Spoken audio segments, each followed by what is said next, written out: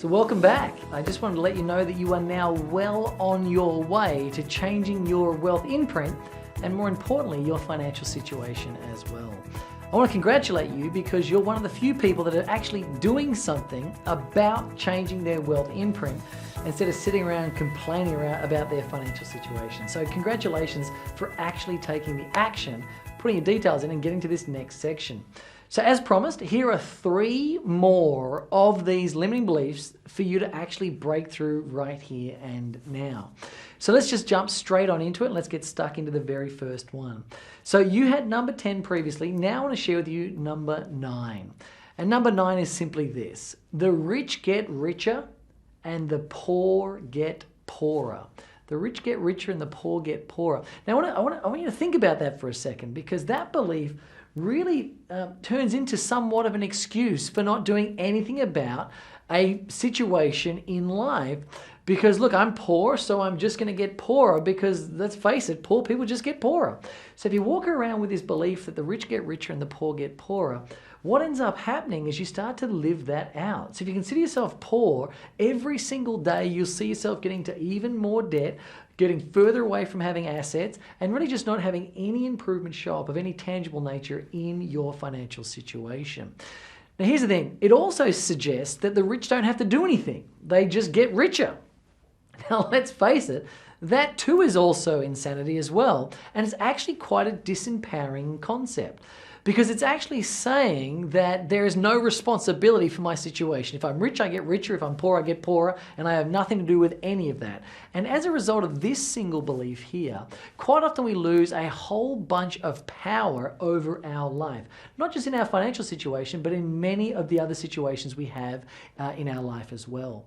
So again, be very careful with this specific belief. Instead, let's write down the new version or a new empowering one for this. And it's simply this: I am in control of my own finances. So please just write that down. I don't know if you're keeping a list of the different ones. Like the first one is, I am a good person. The more money I have, the more money I can do. So the second one you want to write down is, I'm in control of my own finances. And again, read that one out before you go to sleep and start to really embody it and imagine it and start to change that imprint. Now let's have a look at number 8. Number 8 goes like this: rich people got rich by screwing people over. Rich people got rich by screwing people over.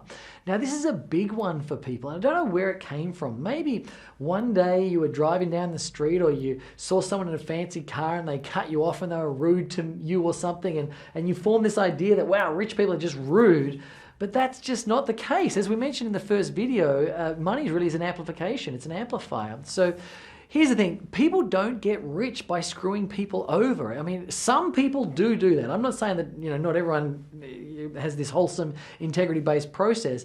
But the fact is, at the end of the day, and again, at the end of the day, we've got to really understand this, that the truth of it all is what's known as fair exchange. People get rich by exchanging fairly in a marketplace. And the more value you provide to the marketplace, the more money you're actually going to make. So having this idea that, the rich get rich by screwing people over, just be really careful with that concept, because, let's have a look at Facebook, for example. Mark Zuckerberg did not become a multi-billionaire by screwing people over. He actually became a billionaire by providing value to billions of people. And this is really what actually took place. So if we understand that there is a value exchange that allows people like you and I to become wealthy, then what we can do with belief number 8 is change it to this instead. So make sure you do write this one down. The more value I add, the more value I get rewarded in return with money. So the more value I add, the more I get rewarded in return with money. The more value I add, the more I get in return with money. So when you actually create this belief, in fact, with all of them, my advice would be, don't just write them down and imagine them before you go to sleep at night. I would actually write them out a couple of 100 times. You know that old list writing you had to do at high school or in primary school? Quite often when you got in trouble, you had to write things out over and over again. You would be amazed the number of A4 booklets I have at home of just filled with thousands and thousands and thousands of lists that have assisted me to really work on re-imprinting and rewiring not only my wealth imprint, but all areas of my life. So again, that belief, the more value I add, the more I get rewarded in return with money. Now let's have a look at number 7. Here it is. You have to work hard or for money, or money doesn't grow on trees, or everything involves hard this, and the whole concept is it's just hard to do. So you have to work too hard for money, or money doesn't grow on trees. Now here's what we do know. It does actually build on from that previous belief that we're paid in direct proportion to the value we provide, not the hours that we put in. So when people are saying that you've got to work hard to make money, I guess what people don't realize is the proportionate value exchange that actually generates money. So I would rather not be thinking about money and creating wealth in terms of exchanging my time for that creation, because time is finite. I mean, you're locked into 24 hours in a day, full stop. So at absolute maximum capacity, the most you can ever exchange in the marketplace is 24 hours of your time. However, value itself, there's no limit to how much value you can provide in any given moment. And so many of us are taught that the harder we work, the more money we make. And that's just simply not true. I mean, quite often I poll people in the audiences that we speak in front of, and I ask them, raise your hand if you've ever worked really hard in your life, and then raise your hand if you got the financial results you'd want in life, and almost no one raised their hand to the second question. And so hard work does not actually equal more money. It just doesn't do that. More hours doesn't equal more money. Working hard doesn't equal more money.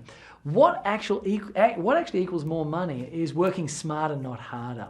The people who work hard for money, or poor people work hard for money, I should say, but wealthy people make their money work for them instead. So it's really important to understand that quite often what you find is that the poor people out there are working as hard as they can, exchanging their precious time for very little money, while the wealthy people are instead making money work for them. So a new belief that I absolutely love, in fact it's one of my personal favorites, a new belief that you can ingrain straight away to assist you with limiting belief number 7 is simply this: I am wealthy, I am free because my money works for me.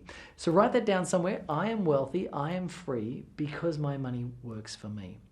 So what I would do now is I'd get these 3 new empowering beliefs. I would write out each one of them at least 100 times, just over and over and over again, to help to wire up the mind, and try to do that work right before you go to sleep at night. And you will actually start to see tangible changes in your wealth imprint. And this is the whole concept behind the idea. Now, what I also want to share with you is this. It's really hard to see how wealthy people operate if you are hanging around people that aren't actually wealthy. I'm going to say that again. It's really hard to see and learn and embody how wealthy people operate if you hang around people that aren't actually wealthy. There's a saying out there that says your net worth is your net worth. So one thing that I would advise is that you give yourself permission to learn from experts, that you give yourself permission to hang around a network of people that are actually empowering themselves with a good wealth imprint, with the good beliefs, and really actually putting the stuff into action. Because your environment, your peer group, assist you in the formation of either your limiting beliefs or your empowering beliefs, thus actually having an absolutely catastrophic impact on the kind of wealth imprint that you set. So just keep that thing in mind. So as you're working through these beliefs, why not get some of your friends around and work with them through the process as well, so you can all empower yourself and get to another level together. Now in the next video, we're going to be going through beliefs 6, 5, and 4. And basically, you're mostly through the process of transforming your wealth imprint already. So as we actually get through this next video, we'll be able to count it down to the very last 3. And as I said in the very last video, I'm going to be covering the limiting belief that over 90% of people have that they're not even consciously aware of it. So until then, make sure you do continue doing your list writing. Keep an eye out for the next video that we're going to send to you via email. But let's just keep working on your wealth imprint. Good luck with the process, and I'll see you in the next video. Bye for now.